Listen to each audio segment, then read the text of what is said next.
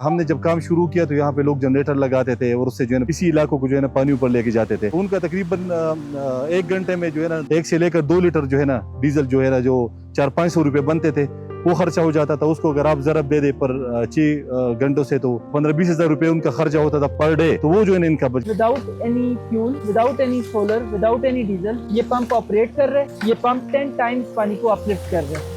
इसका मतलब ये है कि अगर आप 10 फुट गिराते हैं तो ये आप 100 फुट तक ऊपर लेके जाता है, 10 गुना ज्यादा हेड के ऊपर लेके जाते हैं। मैं आपको मिसाल दूंगा कि अगर आपने यहाँ पे जिस तरह ये स्कीम है हमारी, तो यहाँ पे हमने पानी तकरीबन 22 फुट नीचे गिराया है, लेकिन ये हमें 250 फुट भी लेके जाता है। ये हमारा फर्स्ट इनपुट पाइप है और साथ ही वो सेकंड इनपुट पाइप है। इन दोनों पाइप से जो पानी आपके पास आ रहा है वो इस टैंक के अंदर चैम्बर के अंदर आ रहा है और इस चैम्बर में एक वाटर हैमरिंग इफेक्ट क्रिएट हो रहा है जो कि पानी को बेसिकली 10 टाइम्स पुश देता है टुवर्ड्स द आउटपुट।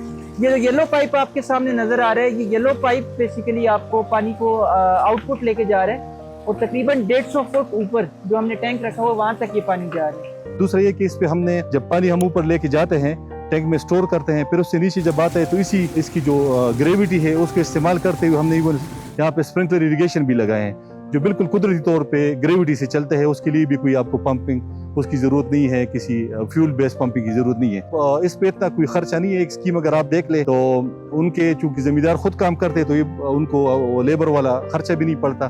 तो इसके ऊपर सिर्फ ये जो पंप है वो हम लाख से लेकर 1.5 लाख तक मिल जाता है। बाकी पाइप्स वगैरह तो वो लोकल मार्केट से ले लेते हैं, सस्ता पड़ जाते हैं उनको। तो आप ये समझे कि तकरीबन 3-3.5 लाख में जो है ना एक सिस्टम इस तरह लग सकता है जिसमें पंप भी है, जिसमें इनलेट पाइप भी है, जिसमें डिलीवरी पाइप भी है, जिसके ऊपर वहाँ पे टैंकियाँ है और उसके ऊपर जो है ना ड्रिप या स्प्रिंकलर इरिगेशन भी है। तो कंप्लीट सेट जो है ना बहुत कम पैसों में जो है ना वो कर सकते हैं और इसकी ऑपरेट करने के लिए फिर कोई ऑपरेशनल कास्ट नहीं है, वो फ्री है। तो ये बहुत बड़ा फायदा है। तो उसकी जो कास्ट वो लगाएंगे तो इसका रिटर्न पीरियड जो उनका डीजल के ऊपर खर्चा आता है या सोलर के ऊपर आता है तो मेरे ख्याल में इसका जो रिटर्न पीरियड है वो उसको 2-3 सालों के ऊपर वो कवर हो जाएगा और आगे भी जो है ना सस्टेनेबली ये चलेगा।